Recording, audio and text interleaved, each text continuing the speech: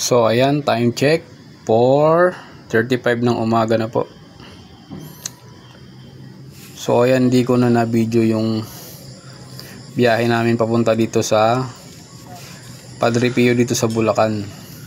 Yung packet. Ito medyo hinihingal-hingal ako Padre dito. Pio. Medyo mataas pala siya. So ayan. Hindi siya pababa. Ayan, marami-rami na rin yung pumunta. Mga ano to, mga medyo nakakahingal. Mag-alas 7 ng umaga to. Iba yan, pababa na. So ayan, pagkalinggo madami din talagang pumupunta rito.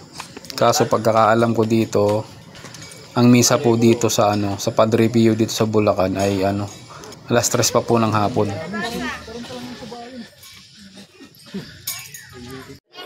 Ito na po yung sa Padre Pio na po kami nito. Ayan po ang taas po nung ni Padre Pio.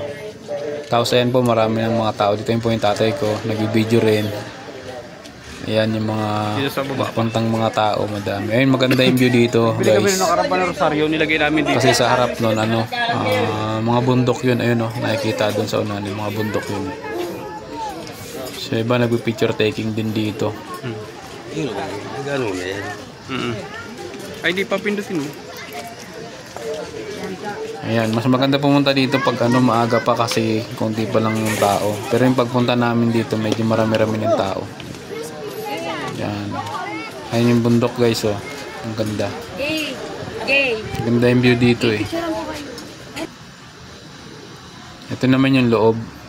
Bali pumasok yun yung tatay ko. Ayan. Pumasok siya sa loob. Bali birthday niya dyan, eh. Kaya sinamahan ko siya. Bali dito na lang siya nag-celebrate ng birthday niya. Nagsimba kami dito kay Padre Pio. Ayan, pwedeng magdasal dyan, guys, sa loob. May mga upuan naman dyan.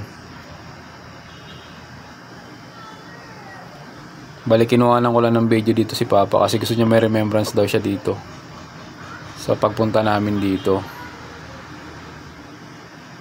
So dito sa loob niyan, konti pa lang din yung tao. Kaya advice ko talaga, guys, kung pupunta kayo dito mas maaga, mas maganda. Konti pa lang yung tao. Yan, ayun ulit yung view sa taas, ganda ng bundok at saka ang daming puno dyan,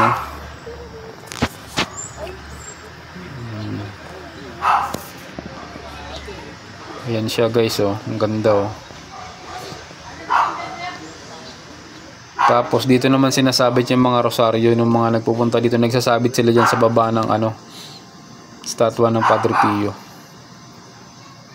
So, yun lang, guys. Hanggang dito na lang. Salamat!